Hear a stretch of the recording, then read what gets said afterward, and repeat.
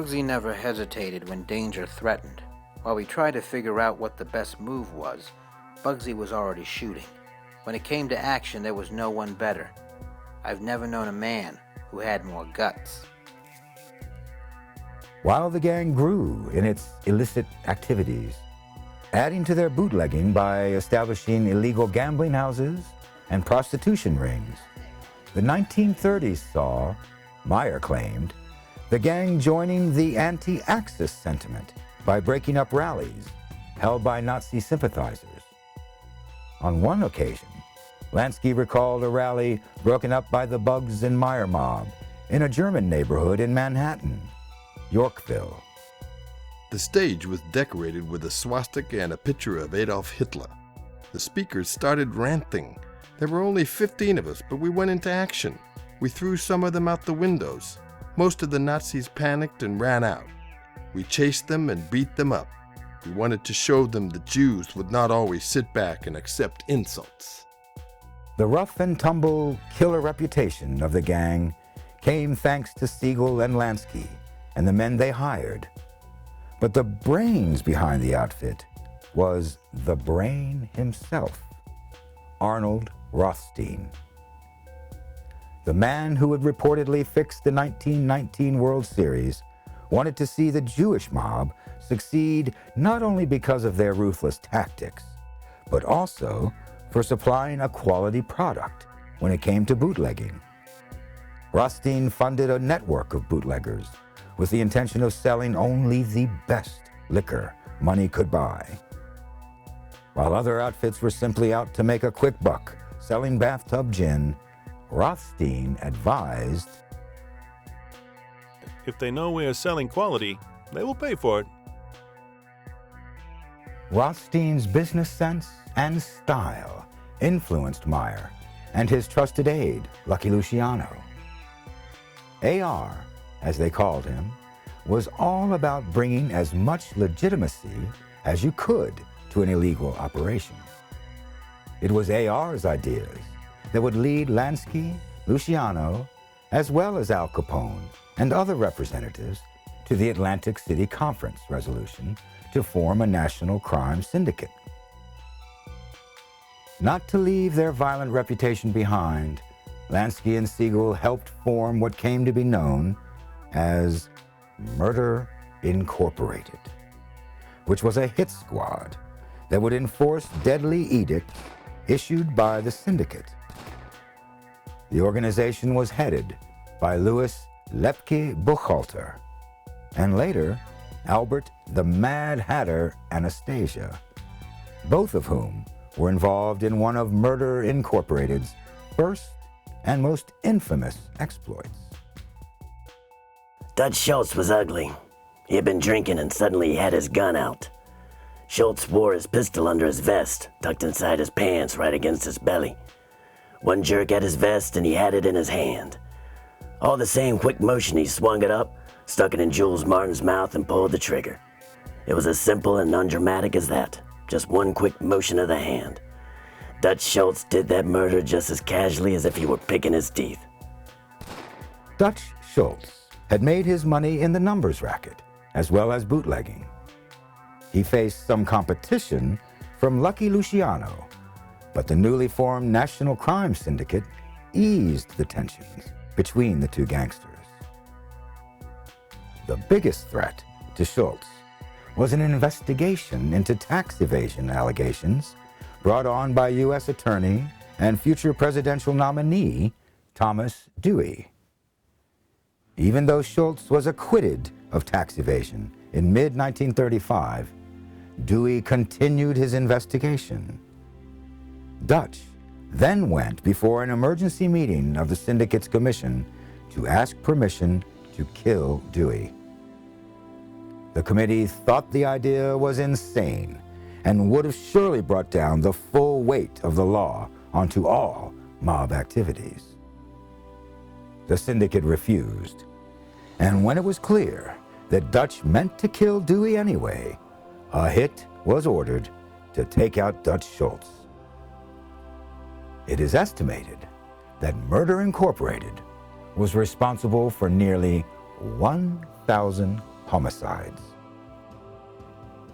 In 1929, with the beginnings of the National Crime Syndicate, along with full-scale and wildly profitable bootlegging operations thanks to Prohibition, the American mob seemed to be at the top of its game.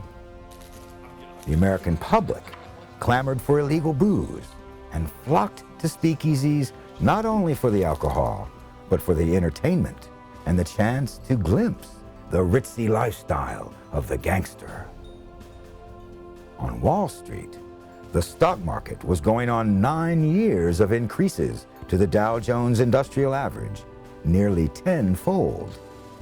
Americans were reinvesting their prosperity back into the stock market and profiting greatly. Stock prices have reached what looks like a permanently high plateau. The optimism was shaken, however, in September of 1929, when the New York Stock Exchange saw share prices sharply fall. The following month, on October 29th, due to the sheer volume of stocks traded and sold, the market lost an estimated $14 billion in one day. Anyone who bought stocks in mid-1929 and held on to them saw most of his or her adult life pass by before getting back to even. The decline in stock prices caused bankruptcies and severe economic difficulties for banks and large corporations, including contraction of credit, business closures, firing of workers, bank failures, decline of the money supply, and other economically damaging events. Spending among the American middle class all but stopped, and leisure and luxury seemed a thing of the past. The roaring 20s had gone out with a whimper. By 1933, unemployment had reached a staggering 25%, and soup kitchens, like those that were opened in Chicago by none other than Al Capone, saw lines all the way around the block. In June 1930, Congress, under President Herbert Hoover, approved the Smoot-Hawley Tariff Act, which raised taxes on thousands of imported items in an effort to keep the American consumer buying American-made products. The plan backfired, as indignant foreign nations refused to import American goods, greatly reducing international trade.